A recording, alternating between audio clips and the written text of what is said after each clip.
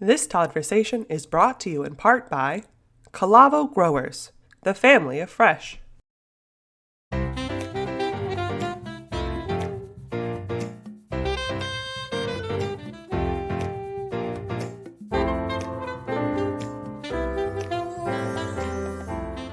Hey, everybody. Welcome. Good morning, good afternoon, wherever you are. I'm really glad you're here hanging out with us today. I'm excited about our show. I'm excited about this topic. I'm very excited about the guest that I invited on here today to share with you. I've been asked a few times to talk about water, and I've kind of contemplated how I want to do it and what do I want to talk about. And I'm excited about the shows that are coming and things we're going to be talking about water, but I thought this was the right person and to start with to get this conversation rolling. And I'm thrilled to death that she's taken time out of her very, very busy day to hang out with me today and share with you a little bit about water in the state of California and give you all maybe a little insight as to what the reality is about the water in the state of California and a little bit of quirky fun about the state itself. So please, everyone, welcome the CEO and editor of sjvwater.org, Lois Henry. Welcome. Hello. How are you? I'm fabulous. I'm thrilled you're here with me today. I really am. I'm excited to talk about water.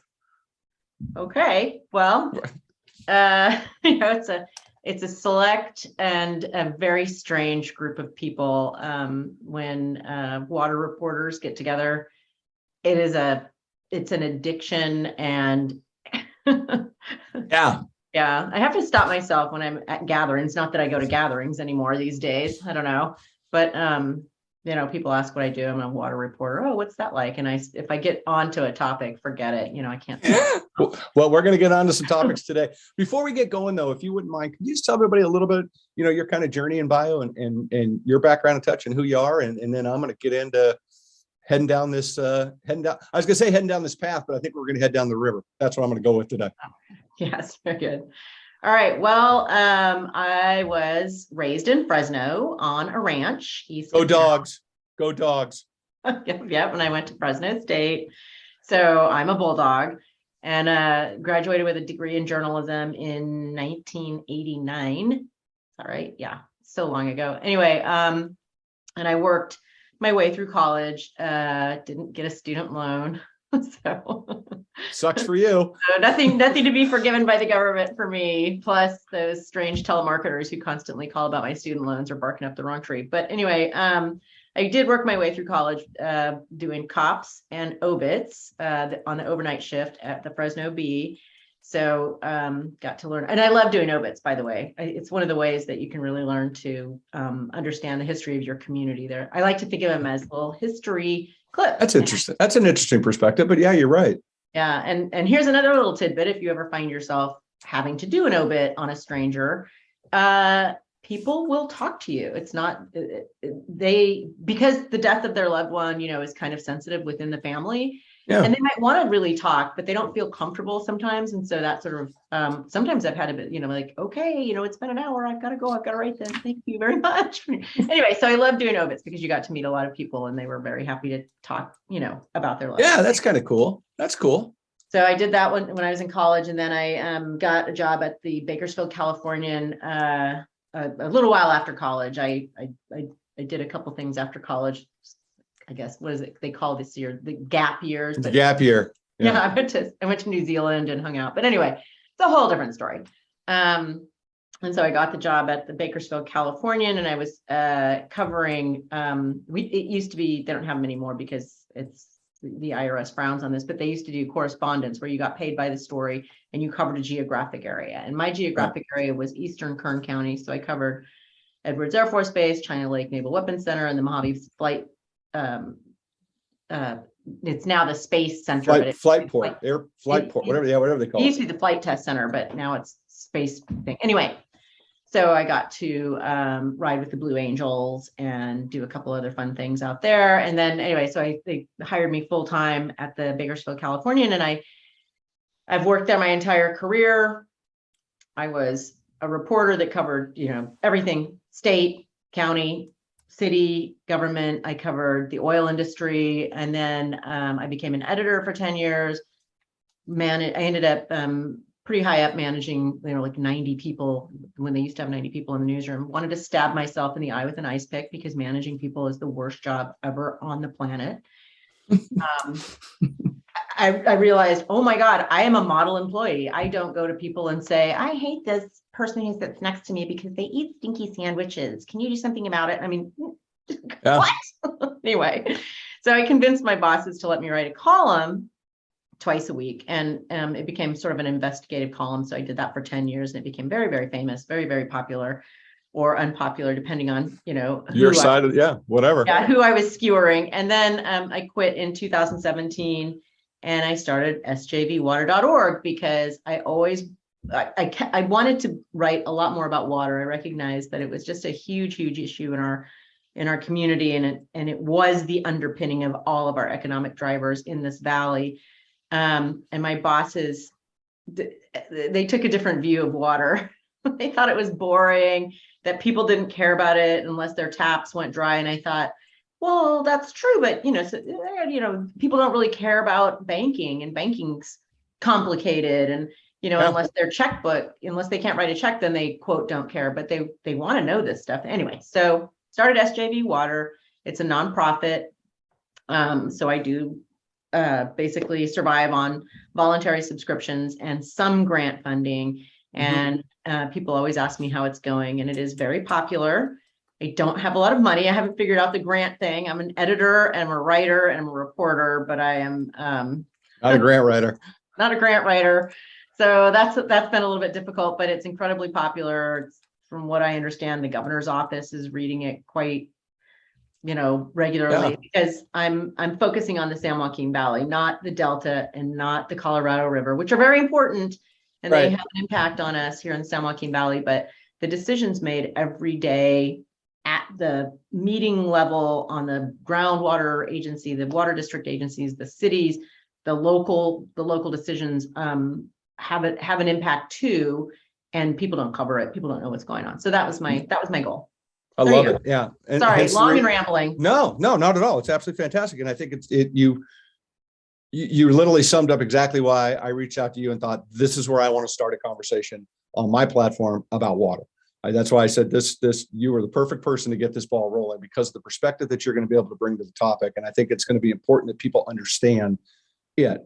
So with no further ado, I'd like to get rolling on this thing. And I'm going to start off a little bit just by kind of framing up some of my thoughts and some ideas that have come to me. And then we're kind of rolling to some questions, see where it takes us, see if we get in trouble, don't get in trouble, really don't give a shit if we do. But, a long time ago, and in a galaxy far, far away, California's water system was state of the art, right? I mean, it's what propelled the state literally into greatness. I mean, the system fueled a massive economic boom. We achieved prosperity that was unheard of in modern times, but the lack of attention to the infrastructure threatens this economy. There's no two ways about it. If managed properly, I think that we get enough rain, based upon what scientists and what people say, we get enough rain or precipitation rather, in the form of rain and snow, that could serve our 40 million residents and the 4 million acres of farmland during hard times. But, lack of rain and climate change is the narrative that I think everybody leans into, right? That's the big buzzwords, especially climate change is a big buzzword. The real story, I think, and what I want to talk about today, is that we have failed to prepare and provide a functioning water system that's growing with this population, plain and simple. Obviously, problems about inadequate infrastructure and a huge amount of water that runs straight into the ocean, right? That's obviously a big part of it. And I'll be the first person. My tenure and career has been about organic agriculture, better agriculture, whatever you want to say. I'm not a climate denier. I'm none of that. I get it. But the earth has been doing a lot of crazy things for a lot of millions of years, and it's going to continue to do stuff. We can only guess what the earth is going to do next based off what we think the earth did in the past.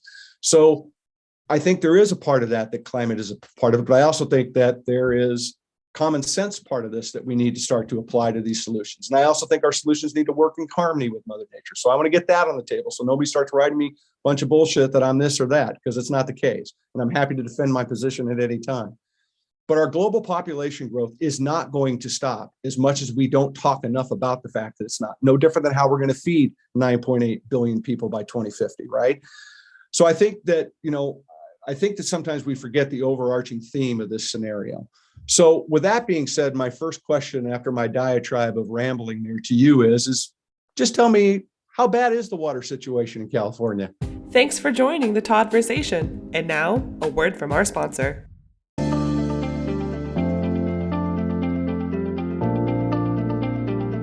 Hi, this is Nelia Alamo at Calavo.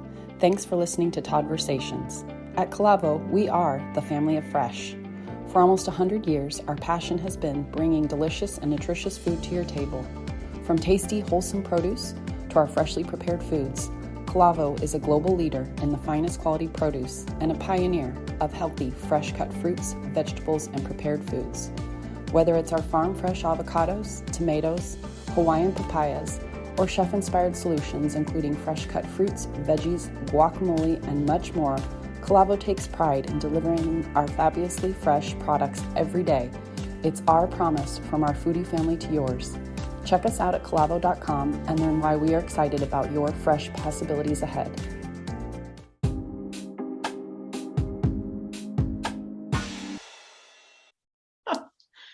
Okay. Well, that's not a small question. No.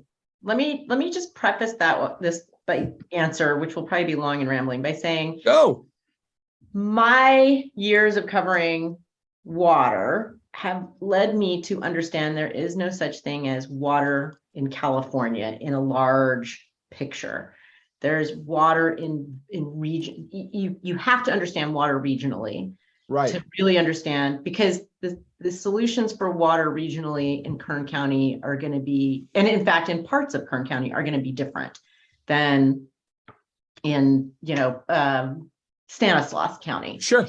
So, because of the nature of, as you sort of talked about, the nature of infrastructure that we already have and the nature of how our precipitation comes in and how it's typically stored and how that's changing because of climate change, whether you think that climate change is happening because of, man-made or just because climate changes or we're exacerbating it. I don't want to get into that.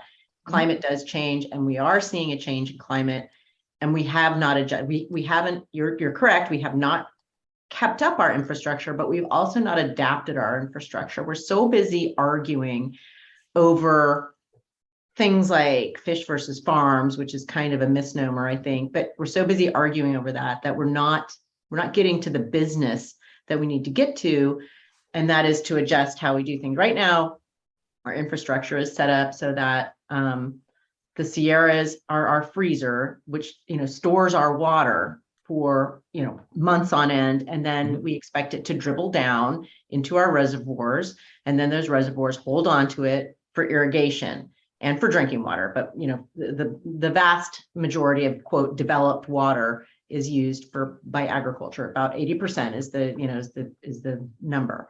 Right. Climate change, it doesn't mean we're not going to get any more rain, and people are saying, and these studies are so preliminary, and they're always sort of couched in could be and related to and possibly and all that kind of stuff. So it's really hard to say what's really going to happen. But what we have been seeing happening in the past is that we go through these intense periods of dryness, and then we'll have like just a deluge. When we get a Pineapple Express, we get a Pineapple Express, and we are seeing over time that the snow level is retreating. It's going up higher. We're getting more warm storms all at once, and they're coming in a sort of a different seasonal variation. They're not all coming between November and February. They're coming sometimes late in the spring. And so we're getting a lot of more water than we are getting snow. And so we don't have the infrastructure to hold on to that water and then use it as needed and move it around. We just don't. Our reservoirs, regardless of how they're being used, regardless of fish versus farms and everything, we just don't have the infrastructure to hold on to that and move it to where we need it to go. And the infrastructure we do have has been damaged, has been allowed to sink because of groundwater pumping. And there's a big argument to be made that groundwater wouldn't be pumped so hard if we could still get Water is out of the Sacramento Delta, which we can't do anymore because of environmental reasons. There's an argument to be made for all that stuff. There's also an argument to be made for the fact that we've way overdeveloped farmland in hard crops, mostly almond trees, but pistachios and grapes. And we've moved the farming into areas that really don't have their own groundwater, really shouldn't have had. All these arguments can be made. But if you just look at the infrastructure, we have really not done right by the infrastructure. And a lot of environmentalists I know have been sort of screaming that, you need to do more, especially in the Valley. They love to wag their fingers at us. You need to do more groundwater banking.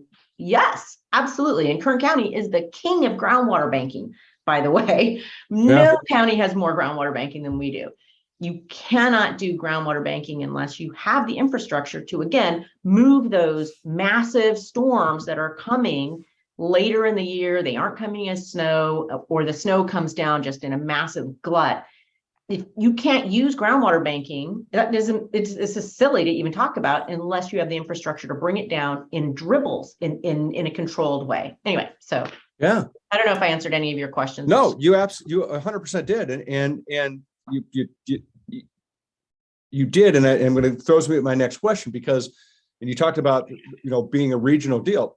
75% approximately of the state's water originates in the northern third of the state, so basically north of Sacramento.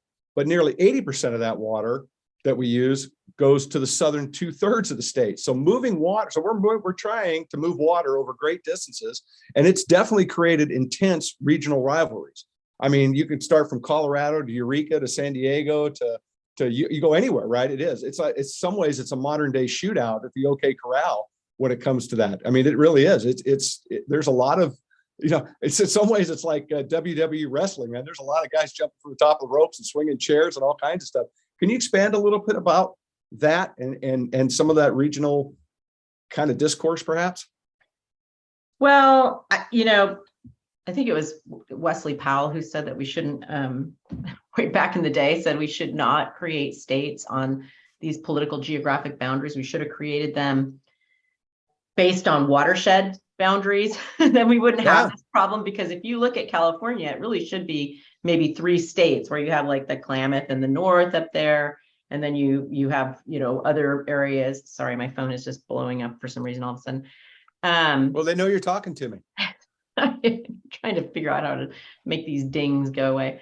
Anyway, so we have a situation where we are taking water out of a watershed and moving it out of a wet watershed and moving it into dry watersheds. And I don't necessarily think that's such a great idea. And it's so funny because this drought, as it's dragged on, you see more and more of these ideas, which are not new, by the way, about moving water, that's flooding Houston or whatever, and getting a pipe and moving it over here, dragging icebergs down from wherever, right, moving it to California. And none of that stuff is new, by the way. Zero of that is new. I've read stuff from the 30s and the 50s, and it comes up whenever we have a dry period. And I'm always like, well, that sounds like a really good idea, except that when you move one resource from its home to another area where it's used, it just creates, as we have seen, all of this rivalry and stuff. So there are movements afoot in Kern County. I live in Kern County.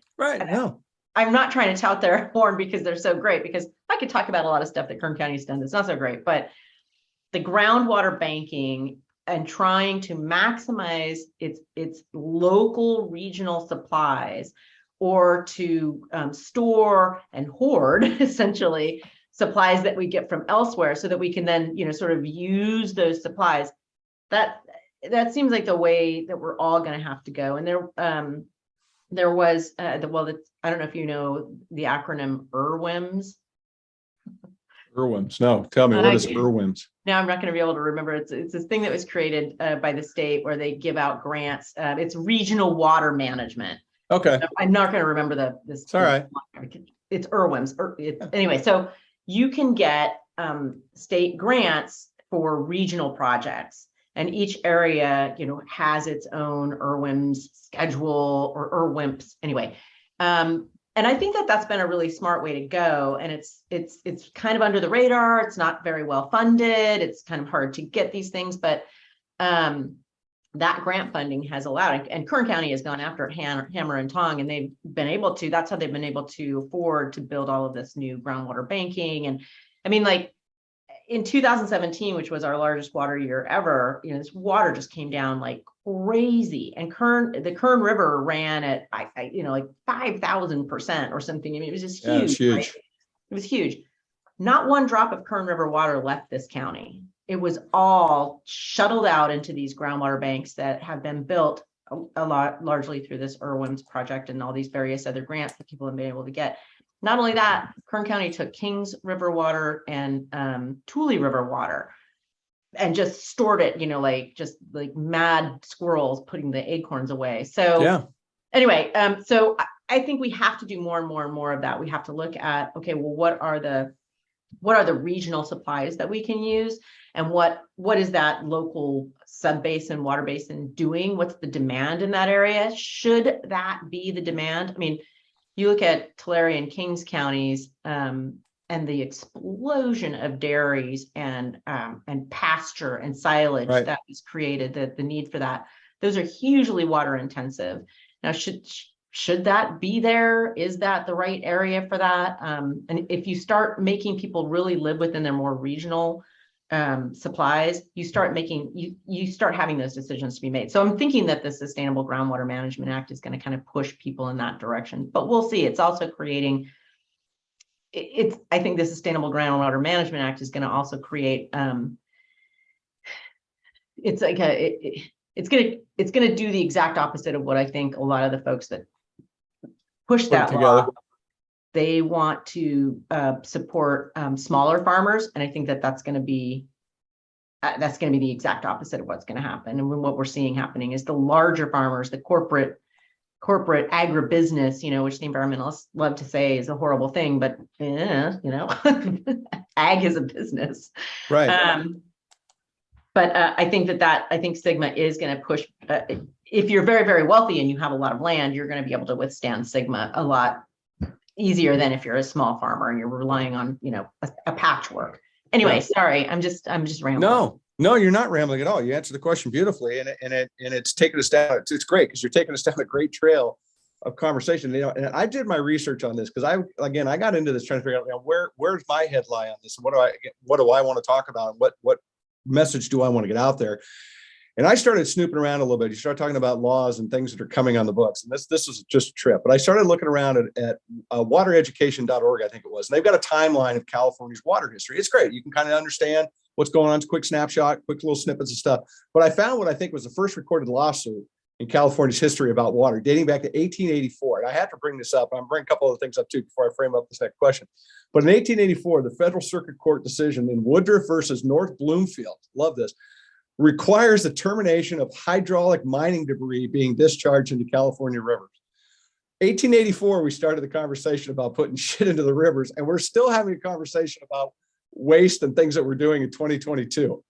Blew my mind. I'm thinking, really? 1884, we started the conversation. We still can't get it right yet. Yeah. So you'll love this. So I got digging a little bit deeper about some laws in California. And I've got to throw these out there because it frames up where I want to go next. Let's see if you know this. Did you know that it's illegal to drive a vehicle while wearing a house coat? I did not. No, you didn't know that. Well, just so you know, I don't want to get you in trouble. In San Francisco, if a person's classified as ugly, it's not legal for them to walk down the street. I swear to God. I think that should be everywhere. Well, no doubt about that. I love this one. It's against the law to move in or to jump in and out of a moving vehicle. Yeah. Right. But it's also okay. But what if you have to push start your car? Which I used to have to do all the time with my old Volkswagen. 100%. I can relate to that. I had to do it with mine too. But it's also in the city of Glendale, it's illegal to drive in reverse. Yeah. But my most favorite one, which I know you didn't know this, you're not going to know this one. This is by far my most favorite one. It is not legal to hunt for moths, and a moth, M-O-T-H-S, folks, M-O-T-H-S, under a street lamp. What? So if you're moth hunting, you can't do it under a street lamp because that's just wrong. Well, it's unfair. Well, it's totally unfair to the moth. I bring that up because I think it's important to kind of allow people to understand that we're spending a whole lot of time on issues that seem awfully silly when we have issues that are drastically affecting 40 million people, massive amount of business. California feeds the world, folks. We've taken on a huge responsibility. And I don't think that we're putting a lot of energy into solving some of this. You know, when I look at some of the things that we're doing, Lois, it's like we go to solve problems without the solutions to the problems, right? You could take a look at this new deal with the cars, right? We're going to be all electric cars by 2035. I want to know how 10,000 people pouring out of LA, driving to Sacramento every day, are all going to stop at the same 250-mile marker and charge their cars. I want to know how it's going to go. I want to know how the truck drivers in 2035 are going to sit there and buy new electric trucks that we don't even have on the road getting down today. I get the whole thing. We need to solve these big problems, but we just start solving them by saying, here's the solution. Don't have anything behind it. So I say all that to say this to you. In the last 25 years, California voters have approved $27 billion in bonds, in water bonds. And I think what folks need to know, in that same time frame, the state has not built really any significant new water storage or any conveyance systems that would help our statewide water supply. The lack of action, despite voter approval and funding, has elevated, and I think has really created this perpetual state of drought that we're actually in a lot of ways. So whether you want to get into the climate thing or not, it's not necessarily rain and climate change's fault any longer. It's really ours. And so my question to you is, what does it say about this system in California and what we're dealing with all the bullshit I just threw at you right there? Well, you know, our system, which is really multiple systems kind of knitted together. We've got the federal system, which is the Central Valley project, which there's a northern half and there's a southern half. And more people in this I don't know if they're more familiar with it. It basically is Millerton Lake out of Fresno and then on down here. So that's the southern half. And then the state water project, which brings, that's the California aqueduct, which you see on I-5. That's the other system. Those are the two major systems. They were actually built because our forebears were not idiots. And drought is not new. They were actually built with the idea of being able to withstand 3 to 5 years of drought. That was the concept with the reservoirs and then, the feeding them into the conveyance systems and all that kind of stuff. And we don't seem to be able to, because I was covering the 2012 to 2016 drought. And now we've got, this 3-year drought. We don't seem to be able to withstand 3 years. In the previous drought, and by the way, I covered the 2009 drought and the 1992 drought. It's like, right. These things are not new. As we have progressed, we have been able to withstand fewer and fewer years back to back that are dry. And so obviously we need to relook at our infrastructure and what are we doing differently than we had done before when these things were created in the 1930s and the 1960s, those two projects I listed out. And they were done with the idea that this was going to be able to convey water for 3 to 5 years, back to back dry years. So, now we've had, epically dry years and, this last water year was terribly, terribly dry, but so was 2015. So it's not like these aren't like, oh my gosh, breaking news. Never seen this, we've seen it. We're simply not reacting responsibly to what we're seeing changing in climate, and we're letting politics get in the way. And I'm not saying, turn on the pumps at the Delta, but we just have to be able to. Farms versus fish is ridiculous. Right now in Bakersfield, the city gets water off the river to put into its treatment facilities for drinking. And right now they're having to make deals for its treatment plant on the east because they're not getting enough water out of the Kern River. That is not politics. That is not farms versus fish. That's a storage. That's a not reacting appropriately to what we know is coming. These droughts, population growth. Yeah. These droughts are not, in fact, I'm getting a little tired of the word drought because it's not a drought. It is the regular cycle for California and the West. It is Correct. dry here. And we want to live like it's not dry, or as soon as we get rain, or we see all this stuff about the mega storms and whatnot. We want to act like it's all new, and it's not. It's not. History. If we look at the cycle of and the records, we should be able to be smart enough to figure this out, and somehow we aren't. I'm sorry. Yeah, no, I agree. No, Rambling. no, you're not at all. And it's as if it's like we're trying to mask the reality of the issue. We're trying to say it's something. That's where I think where I really found myself most frustrated when I started hearing climate. And granted, climate is an issue. Now I got it. I'm on board. I love it. But it's not the true backbone of this problem. The backbone of the problem is that we're not prepared. We're going to battle with one bullet, and that's it. And it's not working. We just can't take one shot at this. You touched on something I want to come back around to a little bit, if you wouldn't mind. I just want to, because I think it's important to recognize that, larger farms, to your point, people with cash in their pocket, this and that, it's a different world for water, right? You look down in Los Angeles, celebrities are being fined for excess water. They don't give a shit. They're not going to have ground law. I mean, they're not going to worry about it. So do you think that you're going to start to see agriculture consolidation? Perhaps you can start to see this, or has it even started? You're going to start to see that it's going to affect maybe even the small farm in some ways, because you touched on it a little bit. I'd just like to come back around and see if you have any more you want to add to it. Yeah, it already is happening quite extensively in some counties, more so than in others. I mean, you have to remember the San Joaquin Valley. It's a fantastic, fantastic place, and people have come here from all over the world for generations to farm. And you've got this wonderful diversity of crops and people and cultures, and it's just fabulous. But we've also had, we've also been, James Ben Ali Hagan and Henry Miller, massive farmers, that had, massive land all up and down, and the wheat farms, in the early 1800s and stuff. So it's always been kind of a corporate area where people come and they just buy up massive amounts of land and then farm and then sort of disappear. So it's not anything necessarily super new, but what we are seeing that I think is going to be very interesting is that you're starting to see corporations that are buying up land for the water rights. Yeah. And it's just going to be really interesting to see how this is regulated in the future, because the state now is also making noises louder and louder about wanting to do something about, quote, water rights. And Joaquin Esquivel, who is the head of the State Water Resources Control Board, has said numerous times, you can't regulate what you can't quantify. So they're starting already trying to figure out, who has what rights, and are these real wet water rights, or are these paper rights? And they're going, pre-1914. And for your listeners, 1914 is a pivotal year in the history of California water rights, because prior to 1914, there was not a state board that doled out water rights.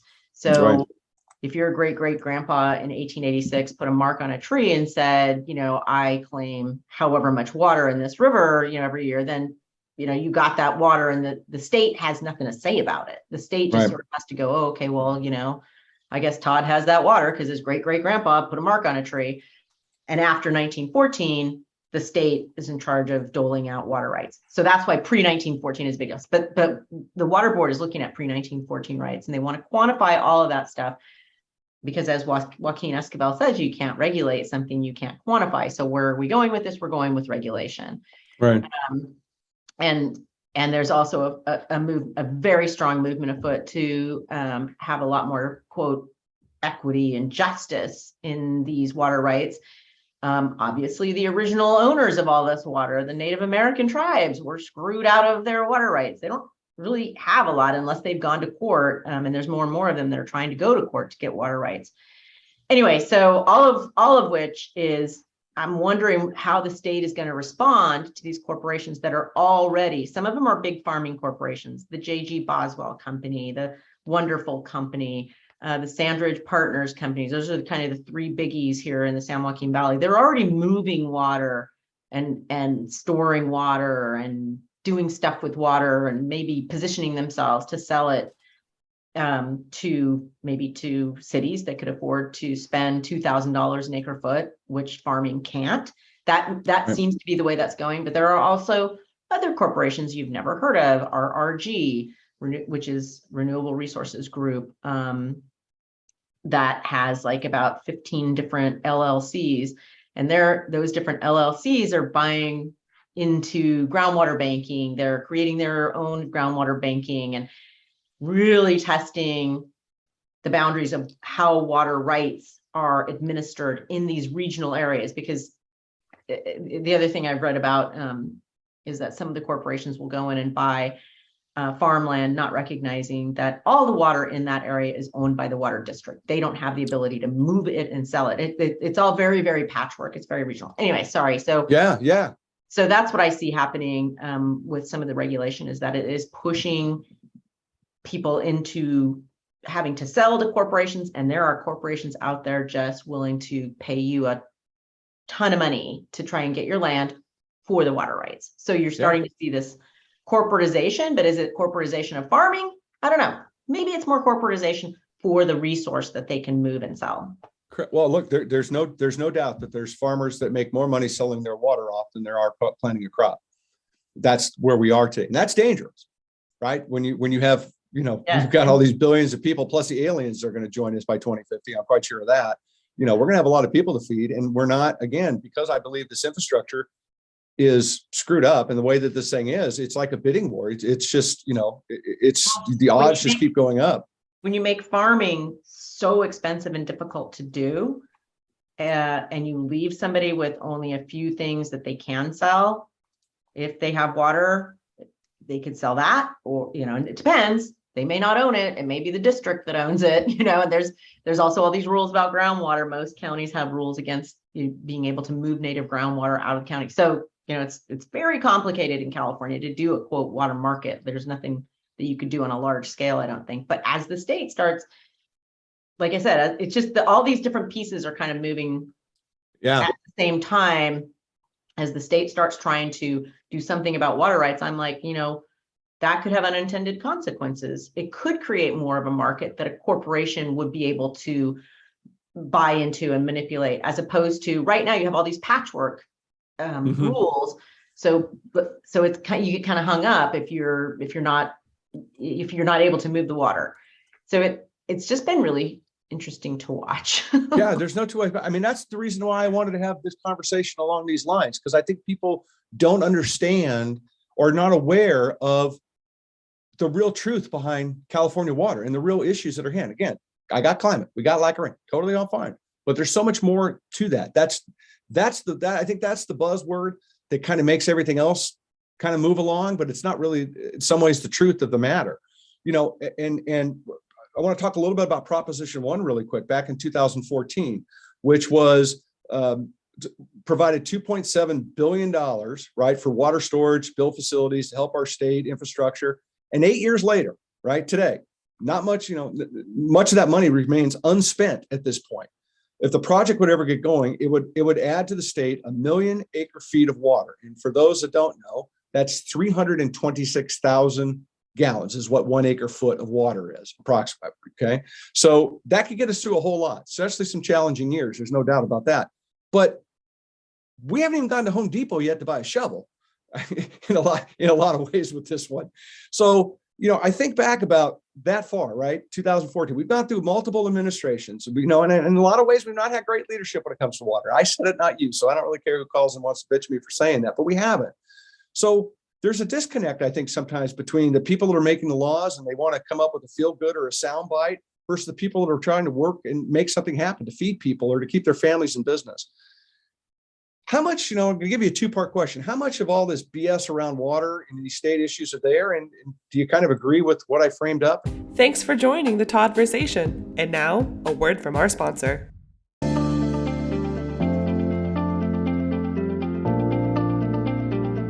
Hi, this is Nelia Alamo at Calavo. Thanks for listening to Todd-versations. At Calavo, we are the family of fresh.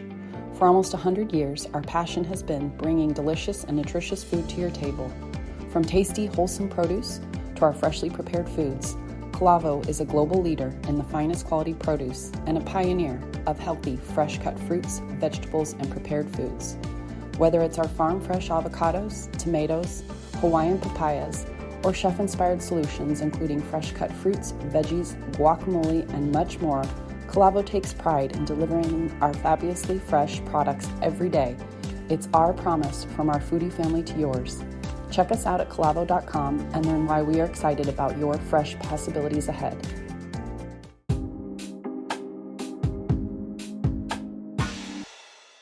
I'm going to start with most politicians have zero idea what to do about water because everybody wants to create a fix.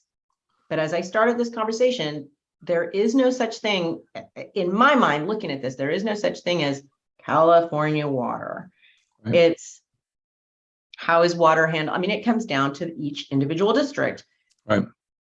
There's water storage districts which don't have water rights on a river. There's irrigation districts that have water rights that are different from federal districts. You know, I mean, each individual district is working differently with different rules, different rights, and under different regulation, and with different resources. So but people keep trying to do things like SGMA is a Sustainable Groundwater Management Act. And I don't necessarily disagree with the idea that they needed to get, we're over pumping our aquifers like crazy in the San Joaquin Valley, and that needed to come into some sort of control. But it's this massive law that I don't think really takes into consideration that even in, one subbasin, the Kings subbasin or the Tule subbasin, it's different from place to place. And the state doesn't really have the personnel and the expertise in the personnel to be able to work on those things. I mean, it's almost like you need each individual area to really work on its own issues and report up. It's just, anyway, so it is a huge mess. And when you talk about Prop 1, there is no storage being built. The only additional storage being built currently in the state of California that I know of is Lake Success on the Tule River. And that's because the Army Corps of Engineers wanted to shore up the spillway. Right. And that's going to result in 20,000 acre feet of extra storage. But other than that, there is no above ground storage being constructed in California, as far as I know. And certainly not, and none of that was Prop 1 money anyway. The Right. Corps of Engineers did that with money from the river interest and money. So how much, above and beyond agriculture, how much water insecurity is there in the state of California? For rural residents, there's a lot of water insecurity in the San Joaquin Valley in particular, because it's sort of a chicken and egg kind of a thing. The supplies from the Delta, the San Joaquin Delta, were cut off or they were reduced dramatically in 2006. Now, again, and I believe this, there is a strong argument to be made that we have massively increased our permanent crops to the detriment of our supplies. We overdeveloped our plantings and almonds and vines compared to our water supplies. But then on top of that, you have, in 2006, there was a federal decision made about how much water could be pumped out of the Delta, and that severely restricted the amount of water coming out of the Delta. I can get into the weeds on this if you want to, but it really, really impacted Article 21 water. But anyway, I'll come back to that for a second. So that restricted that amount that's coming down the aqueduct and the CBP, both get water out of the Delta, and they both are subject to those biological restrictions up there. So that resulted in a lot of farmers and farming operations putting in a lot more and deeper wells to pump the groundwater. So if you don't get the supplies, and that's why these systems were created in the first place, is because we were already pumping in the 20s too much water, and we were, the ground was sinking and all this kind of stuff. It's not unknown. Our forebears knew this was a problem, and they knew that we needed surface supplies in order to keep our agriculture going. They didn't, of course, see that this huge glut in almonds, was going to happen, all that kind of stuff. But anyway, so the groundwater has been pumped to the degree that rural residents, entire towns, East Porterville, Toolville, which is a tiny little town, Delray, all these little towns, they have shallow wells for their drinking water, and they have gone dry. So that is a huge water insecurity issue. And instead of people stepping back and saying, okay, why is this happening? And let's find a way to ameliorate this so that we don't constantly have to do this. It's like, okay, well, we implemented Sigma, and that in 2040, that's going to take care of it. Well, there's a lot of green between now and 2040. And if you're a mom of 3 living in Teviston, and every summer you got to worry about the fact that you've got to get bottled water, it's a problem. Anyway. Yeah. Well, it goes to what I said earlier. We solve problems without the solutions to the problem. Right? We throw, it's like, here's the big problem we're going to solve, but we don't know how we're going to get to it. We just know that that's the end game, and we leave everything behind. And I think water is exactly that same point. To your point, yes, that we haven't kept up with what the state is doing. And it's going to force people to your point, they have water insecurity. Crops aren't going to get watered. I mean, now we're putting monitors on everything and everywhere. It's going to be a real challenge for us to feed the world at the pace that we're going, especially if we end up, having more years that go dry and don't actually bring up water to it, and I look, go ahead. I think you're going to see a change in those permanent crop plantings. And I think it's going to be driven by the wonderful company, because they are the ones that have the most land. I mean, 200,000-300,000 acres in the valley. I'm not really sure even at this point, and they are the ones that really push the pomegranates and pistachios and almonds. And I don't necessarily blame farmers for doing this, because if I'm a farmer and I have so much ground, and wheat or tomatoes is going to give me 50 cents per pound, and almonds are going to give me $3.50 per pound, what am I going to do? I'm going to go to the most profitable it's just capital crop. It's capitalism. It is right. What it is, right? And you're feeding the world. Let's be honest, the demand is there. Nobody's going to go plant almonds if they can't sell them, right? There was the demand, but the pandemic kind of that's the kibosh on that. I mean, it did go from $3.50 a pound down to, I think it's like $1 a pound, and there's like massive amounts of almonds that are sitting on the docks and all this kind of stuff. So you're going to see, and that's the way the valley has always been too. Raisins did that in the 20s. Everybody just ran out and like, oh my gosh, we've got to plant raisins because it's such a lucrative crop. And then olives did that, and the pistachio. It's just, we have the cyclical stuff. Wheat. This used to be the wheat valley of the world, literally like bigger than Ukraine. And so now, and then that kind of bottomed out. So, I mean, that's a commodities thing that you see going back and forth. Sure. But the resource thing needs to be kind of regulated a little bit more. But Wonderful, getting back to Wonderful, which is a giant corporation. Your viewers might know Palm Wonderful, Fiji Water, all that kind of stuff, right? Well, so Wonderful, especially in the South Valley, got its water supplies. They own a controlling interest in the Kern Water Bank. And so they always had enough water to be able to sustain these permanent crops, except, as I mentioned, in 2006, the Wanger decision reduced the amount of surface water that could be coming out of the Delta. In particular, it reduced the amount of Article 21 water. I hate to get into the weeds with your folks, but if people want to know, people need to know this, Lois. They really do. They need to understand the hurdles and what it's going to mean in the future. Well, I think you're going to see a big change, because Wonderful is such a big dog. Their tail wags a lot of agriculture in California, and agriculture, of course, requires water. And so, there's a lot so anyway, it's just interesting to watch Wonderful, I think, and all that. So Article 21 water was excess water on the state water project. If you're a contractor, you would get Table A water. That's the name of the water in your contract. But if there's excess water, it was called Article 21 water, and you could buy it super, super, super cheap. Instead of, and Table A water wasn't super expensive either. It was like maybe $150 an acre foot.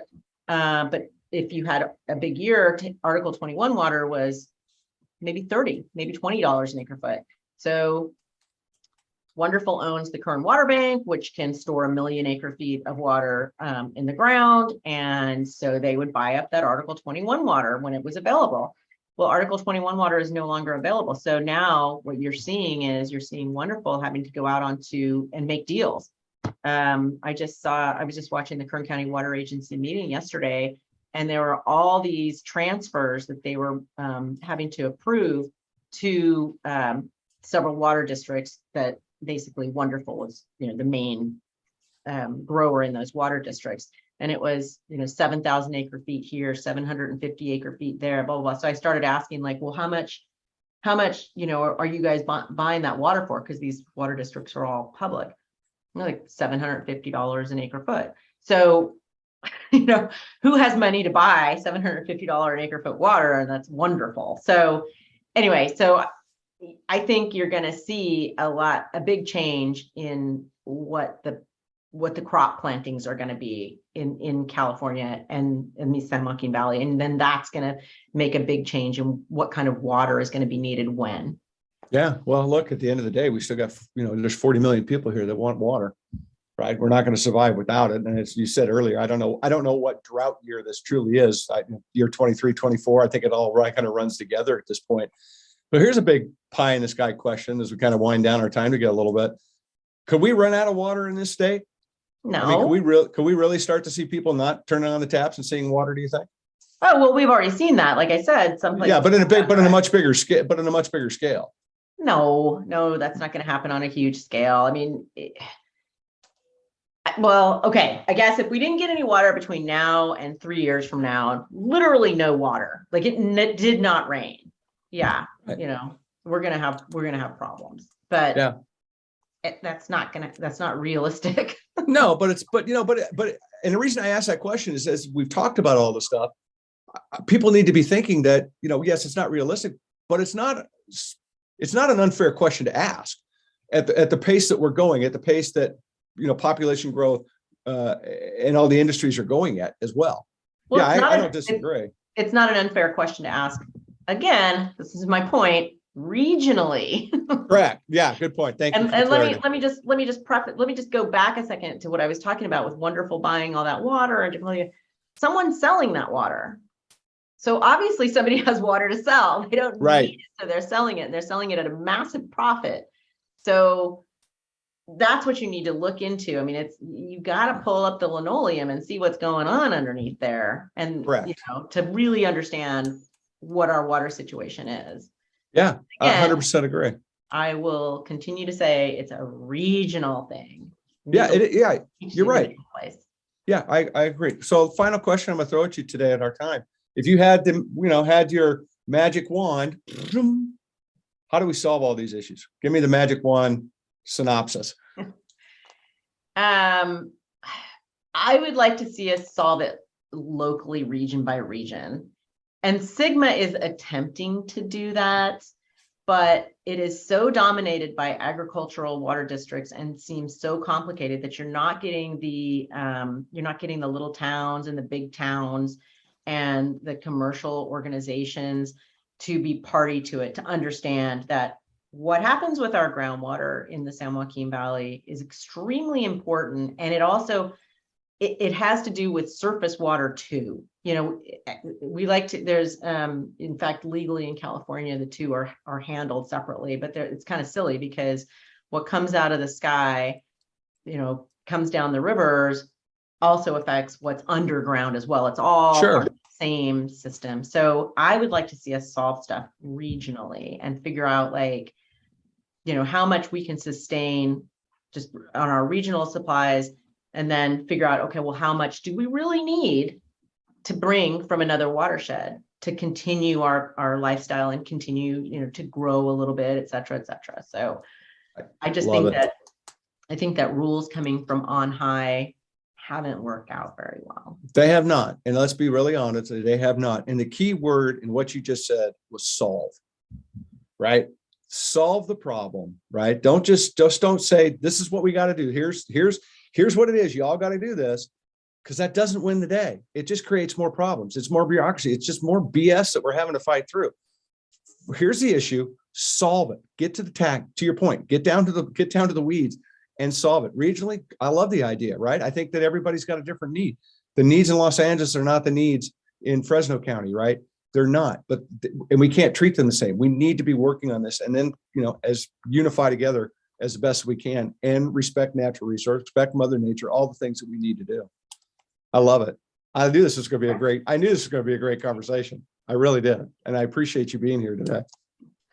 All right. Well, I hope I didn't get too far into the weeds. Shit, no, I think it's great. People need to understand the reality of what water is like here in the state of California, and recognize that climate change and rain is not really, they're great words, but they're just a small part of the issues that we have here.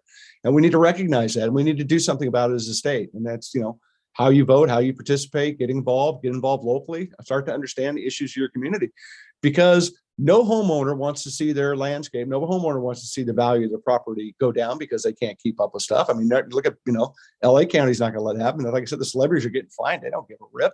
They're not going to have brown lawns. They want to have a place they can, do their thing. And I get it. So we just need to come together and unify. And so I appreciate you very much for being here. Please come back. I'd love to have you come back, keep talking about these issues. I think folks are going to dig this episode. I really do. So it's an open invitation. All right. Well, and you can always read sjvwater.org if you want to know the nitty gritty of the grittiest of the nitties. Well, and people do. And I was going to plug it too. sjvwater.org. Get online, subscribe, get the newsletter. It's a great read. It pops into my inbox. Check it out. It's really worthwhile. If you want to know what's going on, people like Lois are the ones you got to lean into to find out what's really going on. And so I appreciate you being here. Thank you. Thank you very much again. Everybody, I hope you enjoyed the show. We're going to do this again. Water's going to be a topic we're going to keep talking about. Lois kind of nodded, said she's coming back. I'll get her to come back. I'll buy her a cocktail. I'm going to get her to come back, I promise.